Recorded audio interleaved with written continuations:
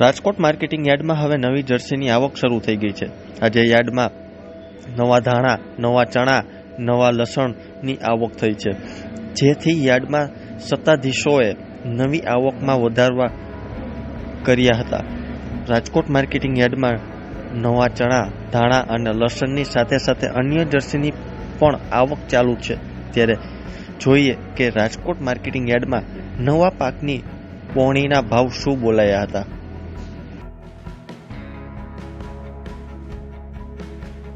Rajkot marketing યાર્ડમાં આજે ચણાની આવકમાં શ્રી ગણેશા થયા છે। ટીકર ગામના ખેડૂત રમેશભાઈ ધુંધાભાઈ આજે યાર્ડમાં 29 દાગીના ચણાના લઈને પહોંચ્યા હતા। ત્યારે હરાજીમાં ગોપાલદાસ પોપટભાઈ દ્વારા આ ચણાની ખરીદવા કરી હતી। નવા ચણાના પોણીના ભાવ 1151 રૂપિયા મણના બોલાયા હતા। યાર્ડમાં આજે નવા લસણની આવક થઈ છે। યાર્ડમાં આજે વનાળા ગામના ખેડૂતે ગોપાલ વર્ઝસી અને જરિયા ગામના ખેડૂત રમેશભાઈ નાગજીભાઈ લસણનો પાક લઈને આવ્યા હતા। યાર્ડમાં આજે 6 ગુણી લસણની આવક થઈ હતી। લસણના ભાવની વાત કરવામાં આવે તો ભાવ બોલીને ભાવ એક મણના 2851 રૂપિયા મળ્યા હતા। આ લસણની ખરીદી સતનામ ટ્રેડિંગ દ્વારા કરવામાં આવી હતી। યાર્ડમાં નવા ધાણાની આવકમાં શ્રી ગણેશા થયા છે।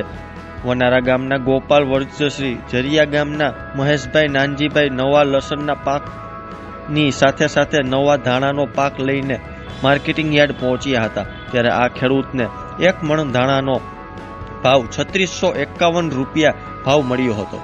આ નવા ધાણાની ખરીદી ગુરુકૃપા એગ્રો દ્વારા કરવામાં આવી હતી। રાજકોટ માર્કેટિંગ યાર્ડમાં આજે 5600 ક્વિન્ટલ લાલ સૂકા મરચાની આવક થઈ હતી। ત્યારે ખેડૂતોને આ મરચાના ભાવ એક મણના 1600 થી 4000 રૂપિયા મળ્યા હતા, જેથી ખેડૂતોમાં ખુશીનો માહોલ જોવા મળી રહ્યો છે। યાર્ડમાં લાલ મરચાની સાથે સાથે ડુંગળીની પણ આવક થઈ છે। ડુંગળીની આવક 3800 ક્વિન્ટલ થઈ છે, પણ ડુંગળીના ભાવ ખેડૂતોને 135 થી 331 રૂપિયા જ ભાવ મળ્યો હતો। રાજકોટ માર્કેટિંગ યાર્ડમાં 5000 ક્વિન્ટલ કપાસની આવક થઈ હતી। કપાસના ભાવની વાત કરવામાં આવે તો કપાસનો ભાવ 1200 થી 1513 રૂપિયા ભાવ મળ્યો હતો। કપાસના ભાવ છેલ્લા ઘણા સમયથી સ્થિર જોવા મળી રહ્યા છે। છેલ્લા ઘણા સમયથી ખેડૂતો કપાસના ભાવ 1500 આસપાસ મળી રહ્યા છે, જેથી ખેડૂતોમાં ખુશી જોવા મળી રહી છે।